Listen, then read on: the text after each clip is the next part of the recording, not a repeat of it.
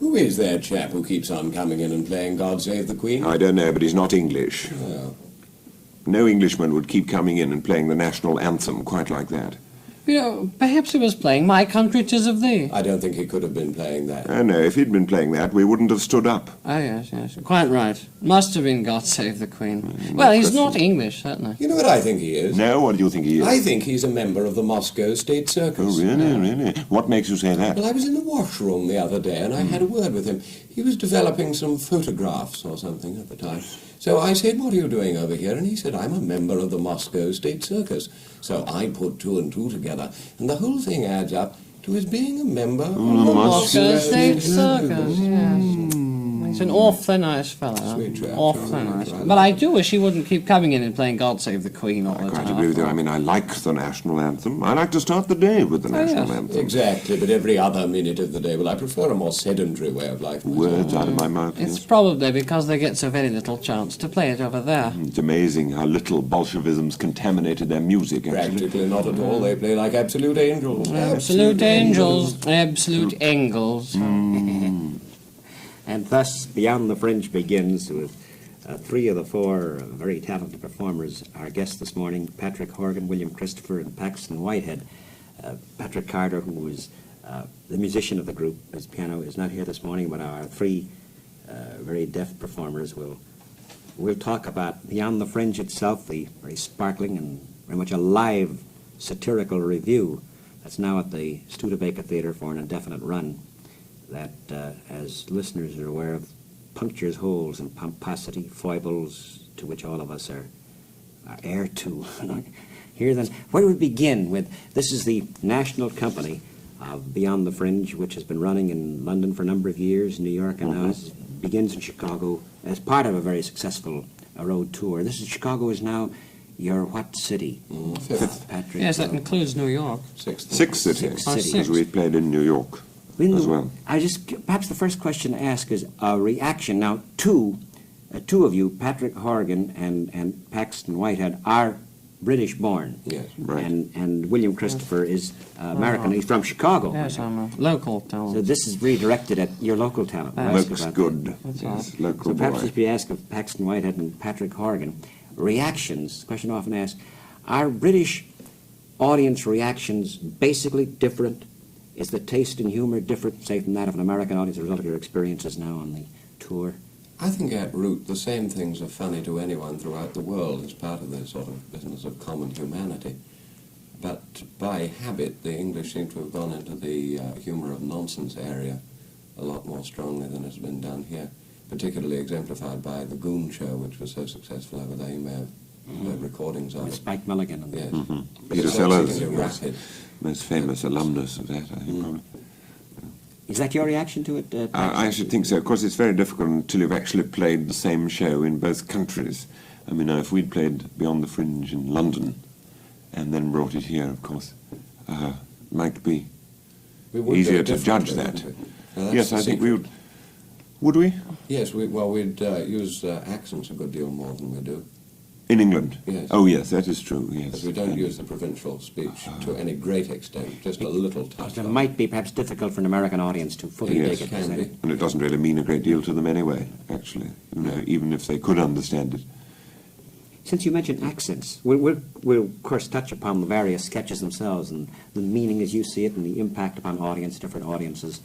Some very trenchant skits, and there's laughter throughout, but some that really don't call for laughter but for thought. And that, in a sense, a tribute to your performances, too, and to the writing itself.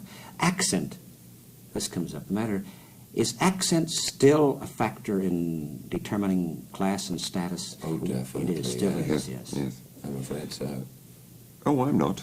You're not afraid of it? No, You like that, do you? no, I don't mind it at all. I'm all right, Jack. Yeah. Oh, yeah. But isn't I'm all right, Jack?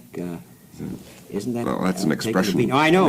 Yes. I'm for me, of course. Yes. But isn't since the Labour victory in the 40s and what might be termed welfare state to some extent, Yes. hasn't that broken down barriers? It's to some made an extent? inroad, I should think, yes. It seems to have done so. There is more educational That's opportunity available particularly to true. What you say, working class. Yes, there'll be I some suppose. final dialects disappearing Or dialects, altogether, won't Yeah, there? they should be allowed, I think, to have an education. Don't you? I think it's broadening for them. I think it is. Now this, by the indeed. way, is, I should say this is directly connected with one of the sketches. Yes, What was that one again? One of the sketches you have in the We second call it half. real class. Yeah. Real It class. sort of hits you before you're ready for it, so they wouldn't. It's very fast and quite pungent. You see, Paxton and I were both at very expensive private schools, which, of course, in England are called public schools. Which confuses the issue a bit. So we're in the other class. There's a reference made here as Paxton Whitehead and Theoretically. Patrick Horgan on one side of the stage are talking about the obviously the favours bestowed upon Patrick Carter and William Christopher, and of course it has its own kind of bite. It deals with its own kind. It's of an interesting reaction we get to that sketch. A lot of people completely misinterpret it. I had one particular letter recently, which it's not actually the social upper and working class one, but when we move on to the Jewish area, right. that we get a little bit people inclined to I think not this- listen very carefully to what we're saying and what we're doing, and therefore they come out with quite the wrong idea Yes. that we're anti-Semitic, which is utterly untrue. In fact, we're anti-Semitic. Well, of course. I think that's which is one of the- obvious, actually, yeah, if you listen. yeah. But a lot of people don't listen to it, and it's very strange, sort of incoherent, slightly illiterate letters we get back from people. You did have one Who charming objected lady it. invite you for lox and bagels. That is true, yes. Of course, it works the other way. The other person singled me out to come to her house to entertain her because I was the only Jewish member of the cast, according to the sketch. And so she singled me out for special favours. The others were inclined to single me out as being very rude to the Jewish people. I suppose this came about originally because Jonathan Miller was Jewish. Yes, Yes, of course it did. And also sketch the came other two about. fellows in Yeah. the cast who do play the parts that Patrick Carter and I play, our counterparts in the original, are from a working class background. And so out It of happens to be true. It's true. It's true. They were playing with their own actual backgrounds. Naturally, we feel that the message is terrific. It's well written and well expressed, and we should play it just the way they do. Although we are actors. William Christopher, what you're saying, and something that Paxton said a moment ago, audiences not listening. This doesn't apply to audience, it applies to people not listening to it. Here you have a biting piece that lampoons and blisters prejudice, really, in its varied forms. And yet this, do you find this part of the, is true in Britain? People not listening? I don't mean to your particular, generally speaking, this big problem of lack of communication that we hear so much about sometimes. It's a not listening. Yes, I think It's so. the line from the Semantics. establishment, isn't it? That there's no such thing as a dialogue. It's just two monologues running along simultaneously. The Beyond the Fringe is a show that you do have to listen to. It's not one that, it doesn't have a plot, so you can't get up and walk out and come back to it. And well, you can if your mind wanders from a show with a plot, then you can always fit it back together, and you've maybe missed a bit of dialogue, but you can follow the story along. But with our show, if you stop listening, you can get lost. Of course, it calls for audience. Isn't this true of anything that's, any form of writing that's good and sharp, is that audience participation is needed Yeah. too. We're so accustomed Yes, to being of course, spoon-fed. it's a tricky area, this asking them to listen, because we've had so many people who've said, oh, well, we didn't laugh, of course, because we didn't want to miss anything. And that's disastrous to play to, because, my goodness, we want them to laugh. We talk about this matter of laughter. There is laughter throughout, and yet there are a couple of spots where there is no laughter, and that non-laughter is wholly justified. The sketch on capital punishment. That's probably the only one, yes. I should think the only one. In fact, we try and get as little laughter as possible on that. And there are certain surefire lines in it which can't possibly miss, like You'll Be Missing the Rains, which means something to you. But having seen it, which never fails, of course. But the others, we try and get as little laughter as we do as possible. But there's one sketch, that Beaverbrook sketch. This is a sketch of someone who works for a newspaper who was enlightened, but he's doing work that he's not too proud of, and he's got this friend of his who was, I know what this is. that's true. Patrick Horgan and Christopher. William Christopher were doing it. Now, doesn't that have I'm sure this applies universally. to the establishment man trying to justify what he's doing. Yes, that again has some joke lines in. The humour is very But, dry. though. it doesn't have many laughs during it, nor indeed should it. I was talking to our director about it last night, and he pointed out that it had been done once as a fiendishly funny thing, which it can be done as a sort of slapstick farcical bit, but it's quite wrong to do it that way, because it's a very serious acting piece. Not only that, I suspect that a great many members of the audience in the various cities you've been playing are this very man, in a way. Anyone who sold his soul In one way or another. in one way or another, and we all do in one way or another at some time or another. But with these two exceptions, You have to be a saint not to. well, that's true, too. It's easy to be self-righteous in the matter. But throughout, there is no self-righteousness. I think that's what's so good about these sketches. There's no self-righteousness, really. They're just punching holes into No, phonies in one way or they're not another. angry about it as authors. They're just saying this is the way it is, and it's rather funny or sad. Take the aftermyth of war. I think the key word, the operative words, aftermyth of war. Here's a taking off on what? On the romanticizing, isn't it? The That's chin-up right. feeling, isn't it? Yes, the movies, the novels, the literature that has come out in the last 10, 15 years. And in conversation you meet it. And in what a jolly conversation. good time we had during the war is the feeling. Yes. I was a little surprised to find out an Yeah. RAF association flourishing in, where was it, San Francisco. And their whole attitude to life was based on what a jolly good time they'd had during the war, it would seem. This was their sort of friendship and their harmony together, their sort of whole raison d'etre, was that they'd all been in the RAF during the war. Well, who cares? It's over, thank God. We should really get rid of it and bury it.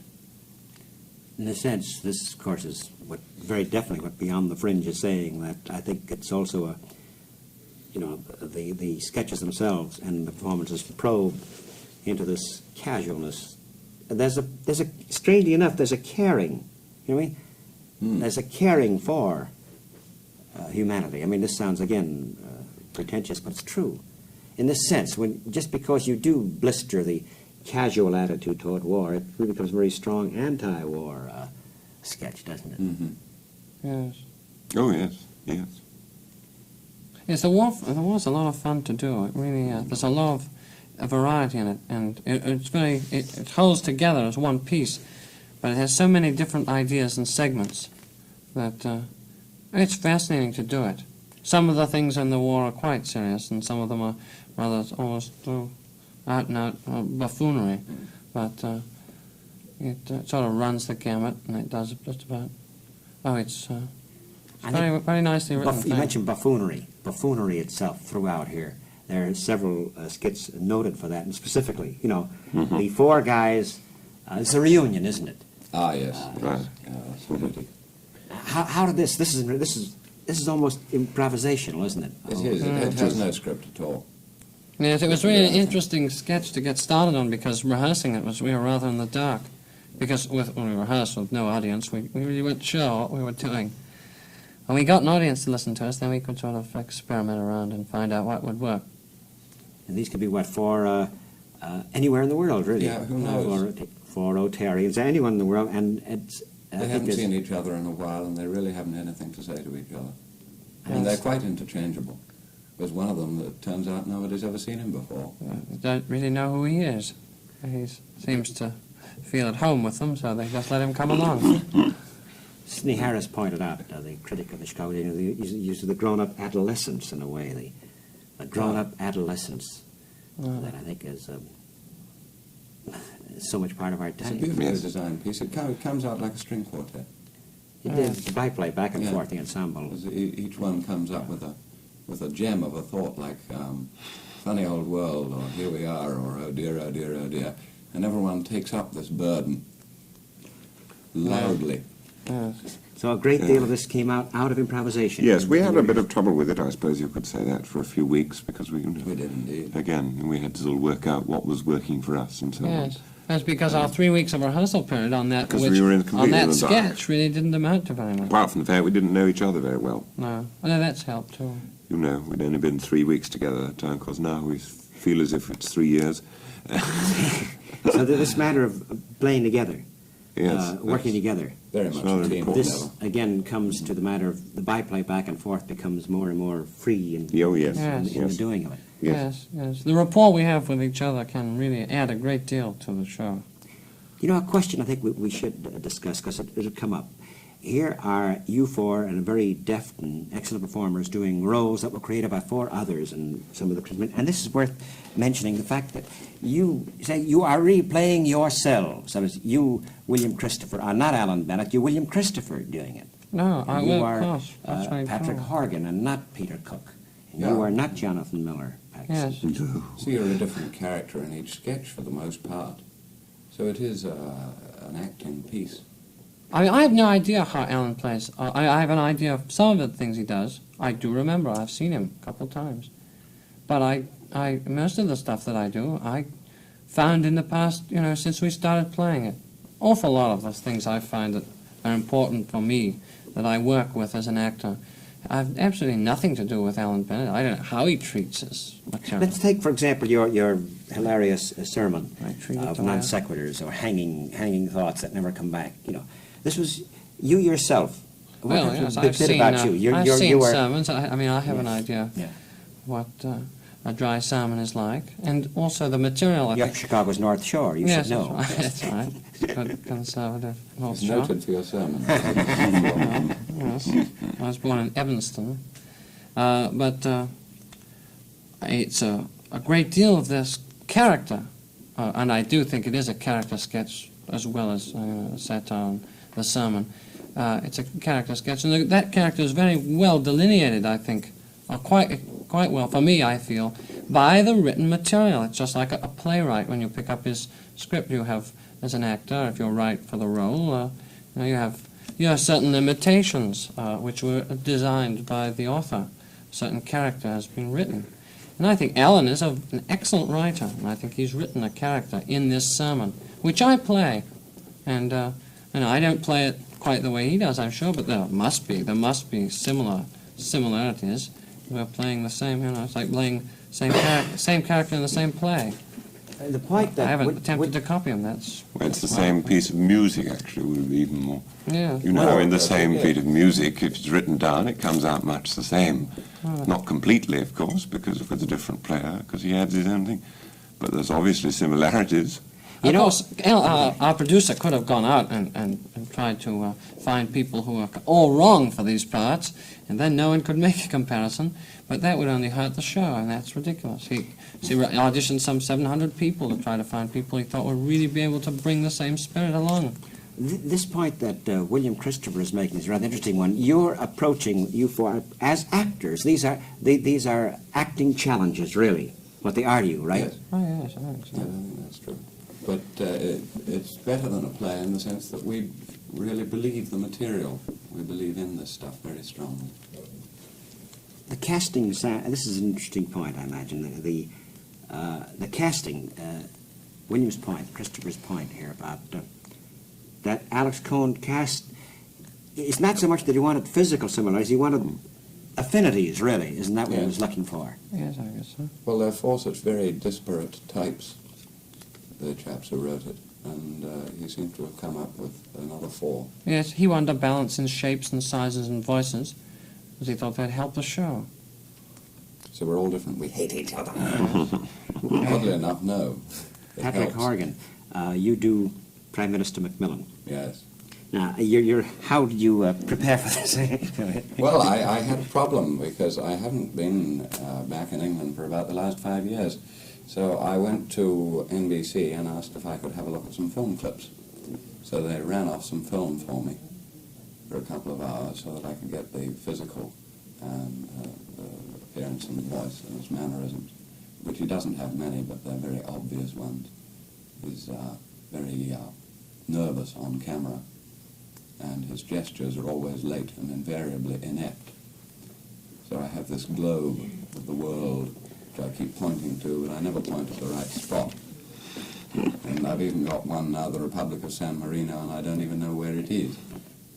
And suddenly you find Paris there. Oh, yes, Yeah. yes. And suddenly, accidentally. Yeah. I think this is, Oh. here's a question of, now you're taking off, and hilariously on a public figure, but the gestures and I say the ineptitude really of the physically too. It's just a sort of a sketch of an idea of Macmillan rather than an imitation of Macmillan. Ah, it's an impression then. Yeah, it's more on the nature of a caricature. It's not. It doesn't have the accuracy of, say, Vaughan Meader's work, who is, he goes for the whole appearance and delivery and everything. Since we're talking appearances, one part that Paxton Whitehead did, the White African.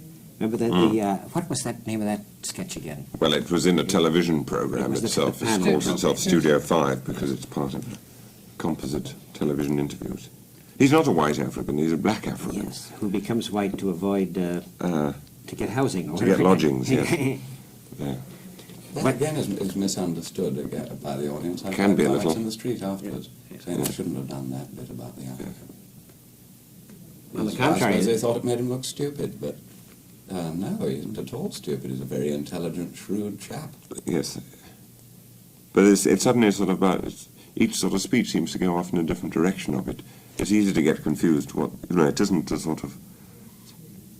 Yes, and the reviewer, the interviewer himself in the sketch, the interviewer that you play, Patrick, is being sent up just as much as poor Mr. Nobitso. Yeah. So, and the audience may tend to forget that no one is being omitted from the satire. We're not pointing it just at Mr. Nobitso, we're also kidding this interviewer who was such a, yes, who was really quite rude to his guest, Nobitso, and treats him, looks down his nose at him. Obviously thinks himself much superior. of course, what happens at the very end of the sketch, here again we come to the bite, when Mr. Nobitso is meeting his two colleagues up on the top. There's no communication at all, nothing. No. There again. Of course, it's sort of ultra-sensitivity, isn't it, that there have four English people, I mean, to all intents and purposes, been taking the mickey out of themselves for 2 hours and really blowing up England. I mean, because England's love making fun of themselves. That's one of the way their humours trend in, which is different, as we mentioned earlier, from American humour. I think the English are very inclined to laugh at themselves a lot. And then suddenly to become sensitive from the possibility that a black African might also be able to take the mickey out of himself. What's this area, this sensitive nerve that has been touched? See, why should we be allowed to be rude about ourselves and not allow... Suddenly there's some sort of golden aura around people and you mustn't touch them with satire or anything, which is silly. This always comes up, is it, the matter of universal foibles. There are foibles that are apply to all man. Most of the material, I think, is universal in application. Yes. It is interesting there are some sensitive spots, like in the hanging. I don't know if you want to go off into talk about another sketch, but the hanging sketch Go ahead. has it's a sketch called what is it called? The suspense is killing me. Killing me. It's anti-capital punishment. Anti-capital punishment. And there are a few people who feel that this is a subject we shouldn't. I don't think it's at all true, but there are people I know that have been heard to say that they thought it was terrible that we should touch such a subject. It works better in Minnesota and Wisconsin, and doubtless in Maine. Where there is no capital punishment? Yes. Isn't that interesting? Yeah. And if the people who say you shouldn't, this is rather interesting. I'd be willing to make a bet the people who say you shouldn't touch on a sketch like that are people who are not perhaps too opposed to capital punishment.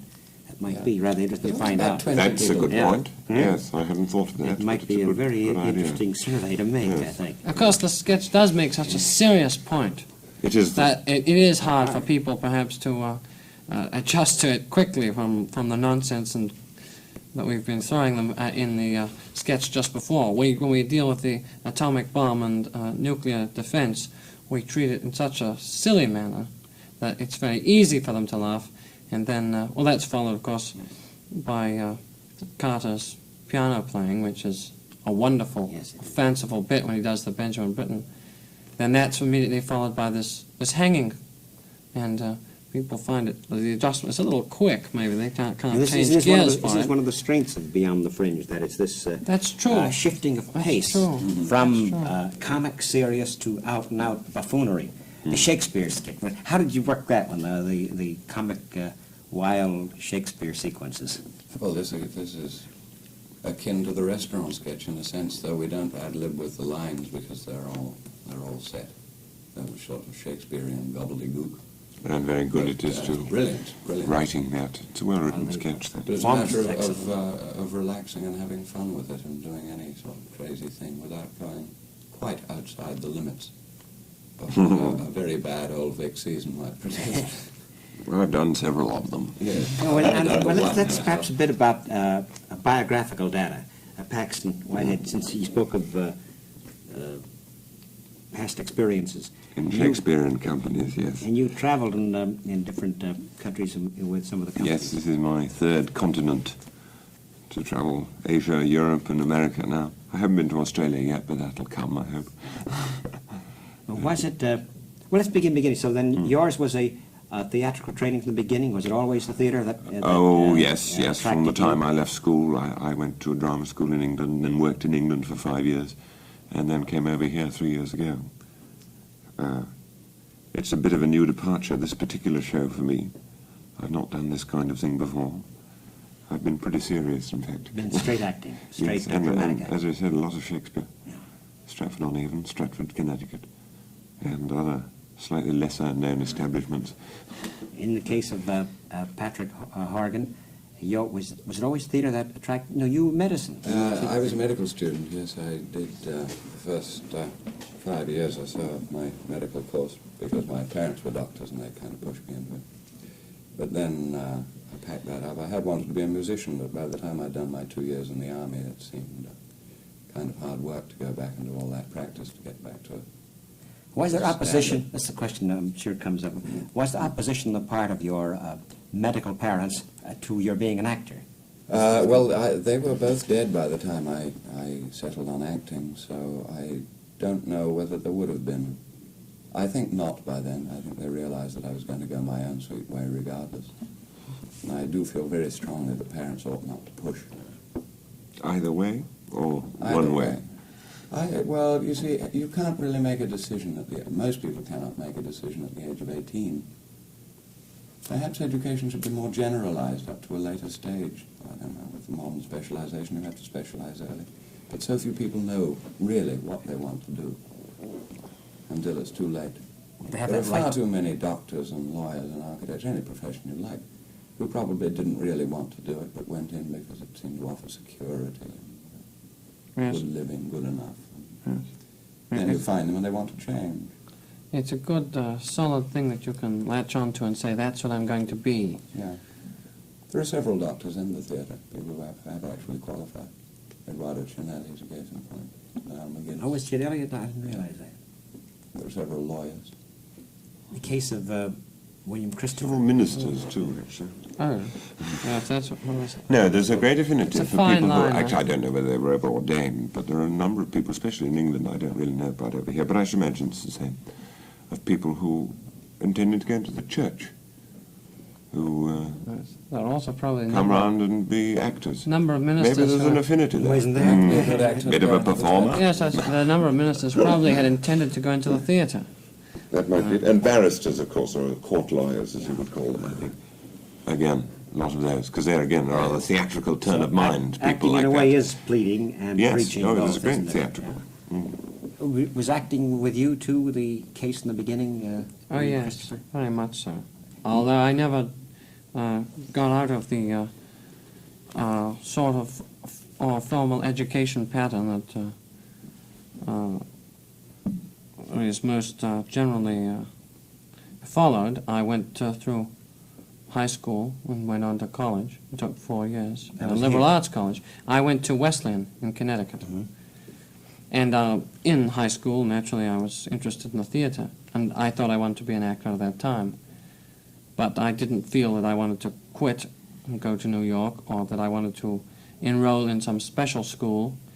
I was more interested in, at that time, I felt, in getting some sort of, experience, having some more fun with languages and history, and some of the liberal arts subjects that I really was quite much looking forward to. And I had a very enjoyable time in my undergraduate period, and always felt that it would be a good background for the theater. And when I finished college, I went into the Army and then went to New York. And really, I don't know, I don't feel it's necessary to go and specialize in undergraduate training or to leave school and to become a professional at an early age in the theater. Although it depends on the individual. I know that there are a lot of kids in New York that go to the School of Performing Arts, and some of them, I'm sure, it makes a mess of their lives. Others, I'm sure, are just right for it. It's a little limiting. Yes, it is. Better to have I mean, when I got to New York, I was too old to go to the neighborhood playhouse. No, maybe not really, but I mean, most of the kids there are quite young, so I didn't really want to. Maybe sort of a step back. And Goodman is another. I mean, Goodman's a wonderful school here, and that's a fairly they're fairly young, those kids at Goodman, I think. And I don't know. I never felt I was making a mistake by not going to Goodman, or just going to a school like Northwestern or Carnegie when I could be in a school of speech and concentrate. I was happy to go through liberal arts. I always intended to act. Applause, a sound of applause from Paxton Great Whitehead. speech, that. Great speech. Yeah. Since he mentions college It's only universities, by listening to the other fellow that you get the other fellow's point of view. Yes, I think that's very true, isn't it? Mm. You've got something there, haven't you? The other fellow. That's a good point. mentioning college then leads to a comment about another sketch, The Groves of the Academy. Here, even though it's caricature, it's unfortunately, straight enough true with so many kids. Here the two philosophers talk. That was, that was William Christopher and Paxton Whitehead. Mm-hmm. Yes. Now there was It's a fun a great deal of, there was staging involved here, more than in some of the, well, in a great many of them, but this was almost a buffoon at work. Oh, yes, Right. yes. That's an acting, characterizations too. Those things. No, Endlessly extenuated. I know. I mean, I know that the reviewers probably look at it and say, "Oh well, they're trying to be Jonathan Miller and Dudley and Alan Bennett." Oh, it's just not true. We started. The philosophers have gone through a great change. We have a wonderful time doing it. It's Enjoy it. very funny. That's very different, that sketch, actually, I think, from what it is in New York. I imagine so. I have no idea. I think I there's suppose so. quite a- I mean, quite a change in that. so much of the things I we think it has better balance. worked out. I don't know if it's better or good, but we just did it ourselves. We didn't. There was no. You said it's staged, but it was not blocked insofar as you weren't supposed to do particular things at particular times. No, I liked that. I enjoyed the staging very much because the role you were doing, for It was example, improvised staging again. It was improvised, Yes. playing around with the bars, almost gawky, almost monkey in a way, around the bars. So it was the good counterpoint of the musty academician, Yeah. awkward, gangly, loose on the bars, which is Yeah. very funny, I thought. Yes. A point was made by your producer, Alexander Cohn, that the originals are pretty tired. I mean, they're very brilliant, but they've been doing this for a long time, and the fact that there are 4 fresh performers now adds, if anything, life. That has always been there, of course, but the 4 originators may be, by this time, pretty Jolly tired. nice of them to say so. It's hardly surprising they've been doing it since 1960. Actually, I have a theory on that, which is a rather rude one for audiences. It isn't that they've been doing it for 3 years. It's simply that they're just not getting the intelligent response that they are used to, except in isolated quarters. Because I've been a year ago to see the show, and earlier, and from night to night, from what I've heard, it has varied. If they get an immediate rapport with the audience, then they pull themselves together. And, well, they don't pull themselves together, but they go on and give of their best, or they feel inspired to do so. But if, on the other hand, you trot out some of your best quips in the first 10 minutes there, and it's received in almost reverential silence, you begin to get rather depressed. And you then lose interest and wonder why you're doing this. I feel particularly sensitive in this area, and I haven't been doing it very long. I can't say that I'm stale on that. But I know very well for what I have to do on the stage, which requires a great deal of sort of momentum to get through it. Physical momentum, and you sort of have to ride along on audience response for a long time on it. If you don't get it, then all the fight goes out of you. You And feel, and I feel very strongly on that. I felt it last night too. that's an opening night audience. That was an Well, opening this night was- audience. Made clear this particular interview is taking course- place the morning after the night before. Of course, Yes. being professionals, if I can use that, for what the word means. We get paid for it. Well, yes, we get paid for it. Well, Yes, a we feature. are used to working in the theatre and maintaining a level. I mean, we do have. I mean, that's part of being an actor, and so those fellows in New York may be a little less apt to wish to work to maintain their level, just because they're not devoted really to the craft of theatre as a way of life, like we are. This is an interesting point. The four originals are non-actors. That is, the interests have been elsewhere as writers, or Miller's interests are quite varied. You are four actors. Yes. Of course, Dudley Moore is a performer, professional, strictly a performer. He And composes. Peter Cook is too, but- really. Yes, Peter is Yeah. too, but Peter's Really got good. he's almost an entrepreneur now. He's got a producer and he's But he doing all started sorts as a of- writer, which He is wrote many reviews. many didn't he? reviews, yes, Sketches. before this one. By British, I remember that. Yes. Alan, of course, was a history student and had intended to go live in the theatre, and Jonathan is a doctor. And has intended to be a doctor. I think he may be seduced into the theatre with this experience. I think Jonathan's just the sort of person who might find it very hard to turn his back on a few offers that may come his way. Probably will. I think and on the subject of acting, there was a very definite acting part by Patrick Horgan, the miner. It was sad, funny, sad, both. Yes. It's a very trenchant piece, too. It's not only about a miner, it's about judges. It's a savage satire on the fact that many judges, in England at any rate, are a little old, a little set in their ways. That marvellous line there, where he says, I'd sooner be a judge than a miner, because the trouble with being a miner is that when you get too old and sick and tired and stupid, you have to go. Well, it's just the other way round with the judges. No, that's the double edge there is just the takeoff then, not on the miner so much as on the man high on the bench. Oh, yeah. Lawyers seem to like that sketch. Yeah. Well, those who've had trouble with judges. Yes. It appears that in Mexico they work it the other way around. When you first qualify, they make you a judge. And if you don't blot your copybook and give all the right decisions, they let you get to be a lawyer later on. It's just logical. It's rather Chinese in outlook, isn't it? Backwards.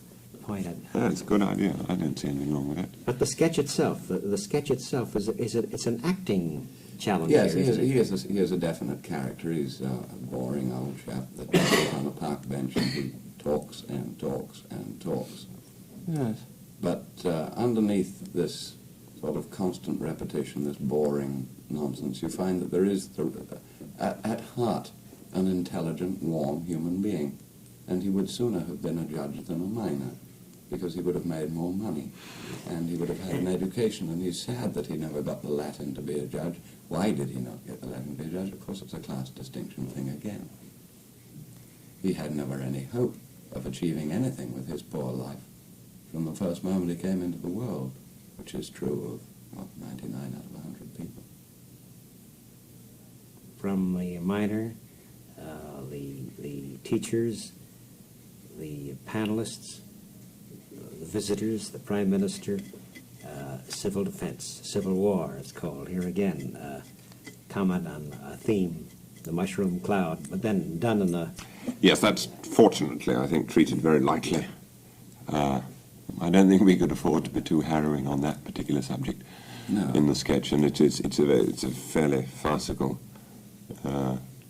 with a man on the balcony.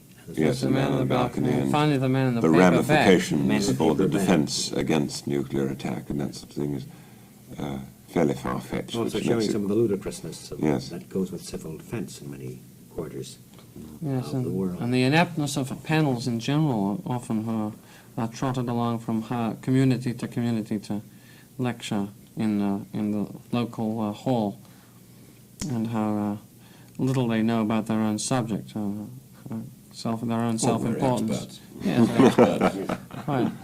quite. With the panelists so often, isn't that so? The panelist on TV becomes the expert on everything? Yeah, Oh, yes. On everything. amazing. And he appears often enough where the more of an authority he is, apparently. This Right. again. I mean, And that's an these interesting characters thing are- there.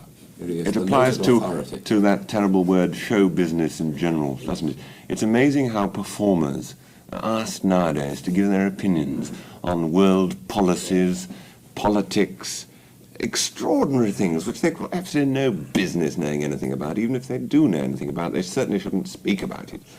Well, if they know it, perhaps they should. No, I don't think frankly they see no should. restriction. If they know it, it's the idea of being considered authorities because they happen to be celebrities or whatever. Yes, if they Yeah. want to, but you know, they get up and ask questions and that sort of thing. People shouldn't give extra weight to their opinions just because they happen to be celebrities. If you really Well, what believe is a in celebrity? something, A that's celluloid celebrity? I mean, what is people. that? Oh yes, well I It think should that govern our a lot lives. of people in the theatre are very intelligent and have fine things, make very intelligent comments on things. And most I of don't them think they keep them should be to themselves. discouraged, really, told to keep quiet. But don't you think that, I don't know, it Right. seems to me that the more intelligent the ones are, the really well-read, educated performers are the ones who keep quiet, No, if keep their opinions to themselves, unless they're specifically asked because they are known to be an expert on See, something. I agree with one part of what you say, the key, and I disagree, if I may, that sure. a person who is knowledgeable on some point should speak about it. But unfortunately, mass communications being what they are,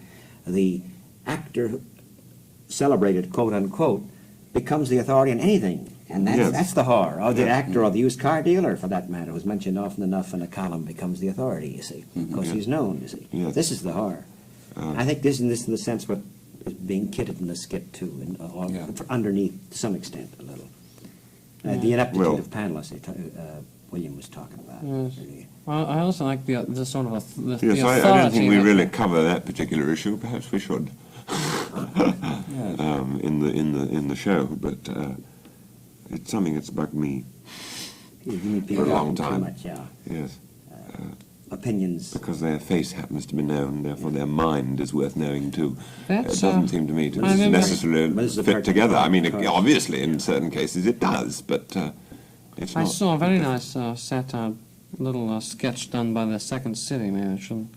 I'll mention just make a local mention. They did a very nice Go on, one. make a local Quite mention. some time ago. I don't. Was it still part of their show? They happened to use that very same thing when they had a panel of obvious idiots who all were of high stature in the show business world, and they were all going on and on about politics and the rest of the world. Yeah, it's very good. Well, No, what is I'll left- give you a what political target is treatise left after that. untouched in Beyond the Fringe? You pretty much go pretty far. I Doctors. think. Doctors. Doctors. Really, it's the only big area of the establishment that isn't covered. Oh, I don't know. What about architecture? Sort of Frank Lloyd Writery. Well, That's you've not got your covered. 5-mile building city, you see Yes. here, we're in that. I think it's just a 1 mile building, actually. So doctors and architects. Doctors, of course, is One a mile pretty fair building, game, yes. aren't they? It's surprising that doctors haven't been touched upon by... Well, of course, there wasn't Yeah, the yeah. strength of the doctors' television programs at that time in England, so maybe it didn't strike them as a particularly fruitful area for discussion. And then there's national health, too. That may have been a factor, possibly. See, in America, it might be more pertinent than in We England. it do does have a work, little Dr. job at National Health. And, National how do you Health- mean that? You mean National Health would have inhibited our... No, perhaps there's less cause for, I don't know. I For, think it has improved the standard of medicine in England. That's what I mean. You see, here, I was making... It's improved the hypocrisy on the medicine. You think so? Is there a difference of opinion here? I don't know. I'm not sure yet. I don't know. No, I don't think. You gave a satiric barb in the direction of medicine one evening, Yeah. I remember, which I thought was excellent. Yes. I can't remember what it was. No, nor I'm can sure I, it was very but- something. Doctors. I had it here inferred that there's a disagreement. He says that standards have improved as a result. You were hinting... Standards of medicine in England, but through National Health? Yes. Oh, I'm not going to argue with that. Oh, I- No. It allows the doctor to get at the patient early enough often to do some good. And since there is no actual money involved at the time, though of course you pay for it every week. For 12 shillings a week you're killed Yeah. absolutely Yeah, free. treated No, see, I'm wondering... free. No, what I was Yeah. referring to, the sort of, the classic phrase, the bedside manner, the sort of talk, the sort of palaver that one seems to associate with private medicine somehow, which we, to some degree, I felt we'd eliminated through, like, much more down to earth, get on with the job. That's what I meant, but perhaps, In, isn't it possible that the reason, there may be no doctor skit in this, there was really no real reason It for might it be. on the part of, Of whereas course here in we- America there would be, do you see? I That's think what I there Of meant. course, Dr. Jonathan Miller, being a doctor, perhaps even feeling you should Yes.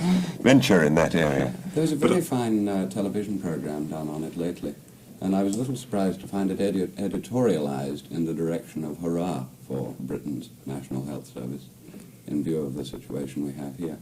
They had on it one chap who was a Harley Street specialist, which is the big private specialist thing, who was very honest about it and said, well, I don't mind if patients want to come to me and spend an hour for me to tell them what I can tell them quite easily in 2 minutes. I don't mind, they can pay me for it. And they had another chap who was a general practitioner in Manchester who was big with the National Health. And he said, well, I don't want all this fancy equipment and fancy front office. He said, I just want them to come in and see me and I can cure them. So he didn't want the big ballyhoo that That's what I goes mean. with the I think it's expensive been office. eliminated in England. By and large, he doesn't have to spend more than a minute or two with many of his patients because he knows what's wrong with them. He's seen them. And then you many don't have times. that awful thing that I had a few months ago on a dentist's chair who looked into my mouth and said, that'll be $55, which I thought was sort of a bit rough. remember Not the that- price particularly, but the way it was Yes, sort of said yes. before. You remember, this is going to cost you this much. And we don't have that in England. Even if you're paying for it, they at least send you the bill afterwards. Yes. They don't give you an Dream of estimate. telling you. Well, that's maybe that's more an American way. I don't mind that myself. You like to I be do. warned. I I don't do, mind I- finding out ahead of Go time. As a shopping. matter of fact, if he didn't Find tell me, someone I'd to do it probably for less. ask him. Well, what it's that's going all to right, cost then him. do so. I mean, you know, he wouldn't mind that, or ask him what his fees are for Well, he's been consultation. asked so regularly that he looked you over and said, well, you know. William Christopher, gotta if you let were know. a stranger right now and you were in England and you had appendicitis, it would be out, and say you didn't have too much dough, you wouldn't be in too bad shape, whereas you might be here, you know. That's true. You'd have Think to of have that, Oh, yes. provided you're not Really, covered yeah. by your insurance of some form or another. Well, even Bennett, they always seem to find a rule book. Do they? Yes, they touch do wood, find that haven't had to what deal with you've this got problem. wrong with you is not covered. And not all of it. You're talking about medical plans here. Yes, the insurance schemes don't seem to be quite as all-embracing as they would have the public believe. And so all this seems roundabout and yet in one way or another connected with Beyond the Fringe. Yes, we haven't got that in the sketch, so we've done it for you now. Have we touched pretty much all the bases? Have we? Royalty, as you mentioned. Royal, that's oh, something. yes. At the very opening, or the second sketch at the beginning, you have the little man who's coming night after night to see something, even though the royal bucks in the hope someday of getting to Seeing look the at the royal royal family. family. Yes. Now, is this, to what extent is this so? Even though it's caricature.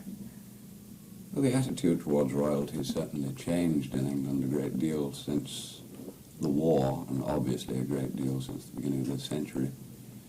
The feeling being that it's very nice to have a queen and all, but it's a very expensive sport. Oh, don't agree. Don't agree with you there at all. I think that's true in some areas, some rebellious. I don't think that's the majority opinion by any means. Oh, you're an Empire loyalist? No, I'm not an Empire loyalist at all. I'm thoroughly in favour of the royal family, and I won't have anybody speaking You against the don't royal like family. Malcolm Muggeridge? And in fact, I would say that something interesting, you see, that to an Englishman, a real Englishman, there's two things you mustn't make fun of. One is the royal family, and the other is their sense of humour. Well, I can, I'm married.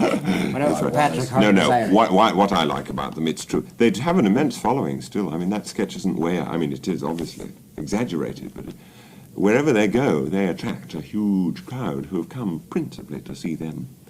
And I don't think that's too It's bad an an idea. interesting way for them to make a living, though.